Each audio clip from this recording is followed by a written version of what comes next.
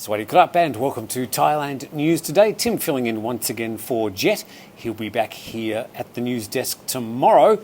Just a quick reminder too about our new video channel called Bounce here on YouTube. Now Bounce is going to be where you'll find all our Thaiger content for lifestyle, food reviews, fun stuff, travel, anything that's not news you'll find on Bounce. For the daily news, our Thailand News Update, Thailand News Today and Good Morning Thailand, well, you'll still find that here with our current team. Now we've got a few new faces on the way as well. But for now, let's check in with today's main news stories.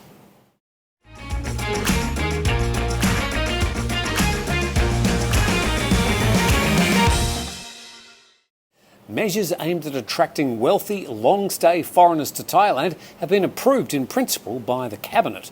Seems to be a bit of deja vu, but the government says it's targeting foreign investors, highly skilled professionals and wealthier retirees in a bid to develop the COVID-battered economy. Long-term resident visas of up to 10 years are on offer, along with work permits for those who qualify. A government spokesperson explains that while the visa issued to qualified people will be a 10-year visa, it must be extended after 5 years. The extension will be good for another 5 years only. Foreign nationals who believe they meet the eligibility criteria must first apply for a qualification certificate and provide documentation and evidence of their status. Applications for a qualification certificate can be made through the Thai Board of Investment or at any Thai embassy or consulate.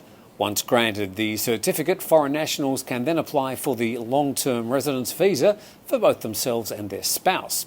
The visa costs 10,000 baht per year per person, and holders will still need to report their residence to the authorities, but only once a year instead of every 90 days like most of us. More details about this story at thethaiger.com. As infections continue to decline in Thailand, the government meets tomorrow to discuss the easing of a number of restrictions. The CCSA is also expected to lower the country's COVID alert from level 4 to 3. It was raised earlier this month amid concerns over the highly contagious Omicron variant. The move followed the suspension of the Test and Go entry program, but that could potentially make a comeback as early as next month. Health Minister Anutin Charnvirakul says the government is considering relaxing some measures and potentially expanding Thailand's sandbox program to other destinations beyond the 4 southern sandbox destinations currently available. That's Phuket, Phang Nga, Krabi and Koh Samui. The Public Health Minister says it could be expanded to Chiang Mai and Chonburi, as well as the northeastern province of Khon Kaen and the central province of Samut Prakan, just southeast of Bangkok. Regarding bars and nightclubs, Anutin was less enthusiastic, insisting they remain shuttered for the time being.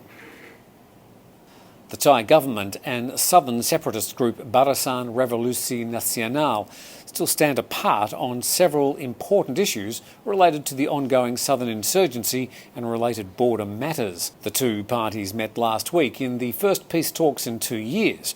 Reports say the BRN wishes to establish an autonomous region known as Patani Darussalam, which includes Thailand's deep south provinces near the Malaysian border of Patani, Yala, Naritawat and Songkhla.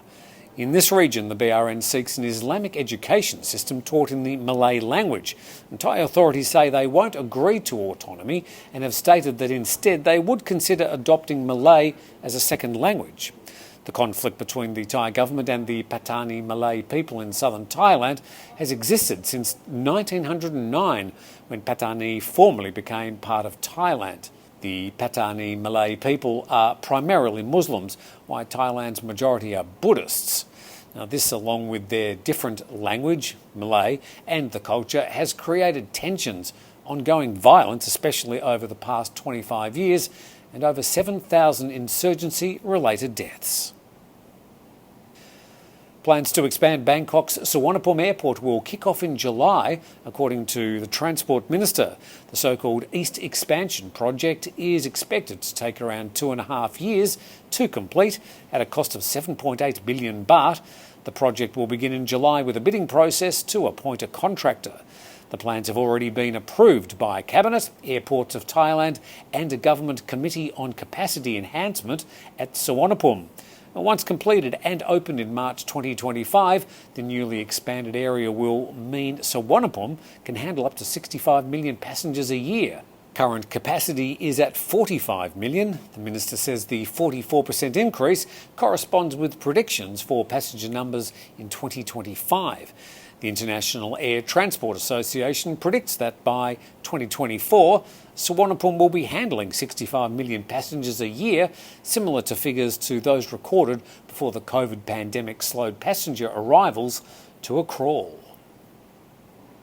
Chinese New Year is expected to be celebrated on February the 1st to welcome the Year of the Tiger. Yay, Tiger! But with the rising COVID-19 infection rate, especially around Bangkok, the big noisy Chinese New Year events along Yarat Road, also known as Chinatown, has been cancelled again this year. The Royal Jubilee Gate, or Odeon Gate, will still be decorated, and people are allowed to visit Chinese shrines, worship and pay respects to their ancestors as normal. This year the street will still be decorated and open to visitors, but there'll be no events and large ceremonies. The shrines will still be open for visitors under the COVID-19 prevention measures. Phuket also cancelled its Chinese New Year event from February the 4th to the 6th due to the rising number of cases. 383 new cases reported today.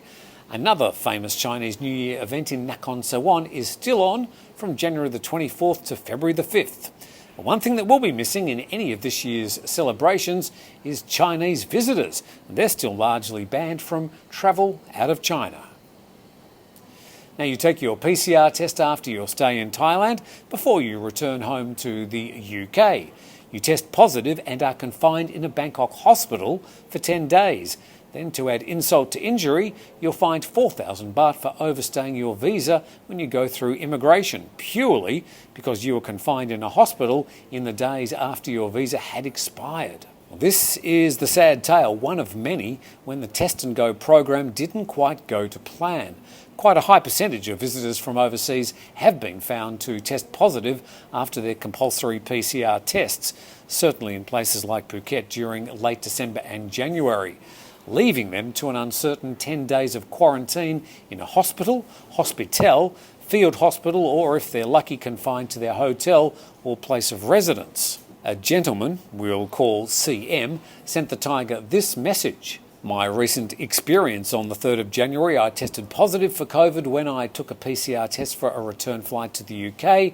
I was incarcerated in a hospital room for 10 days, even though I was asymptomatic. Upon release, I left the country the next day, but because my visa expired on the 5th of January, I was fined 4,000 baht by immigration at the airport for overstaying. I wasn't the only one being fined for overstaying due to quarantine, incarceration, crazy Thailand. The Thaiger also has a copy of his hospital bill from the Bang Po Hospital in Bangkok and a receipt of his overstay fine from immigration at Suvarnabhumi Airport. CM's already written a formal letter of complaint to the Royal Thai Embassy in London. Well, I'm sure a few of you have your own comments about that last story. It looks like the Test and Go may be back next month. We'll certainly find out a lot more after tomorrow's CSA meeting, and we'll report everything we know at Thailand News Today. Jett back in the seat tomorrow. Please subscribe to the channel. Don't forget to subscribe to the new Bounce channel. But from all of us here, you're up to date on the Thaiger.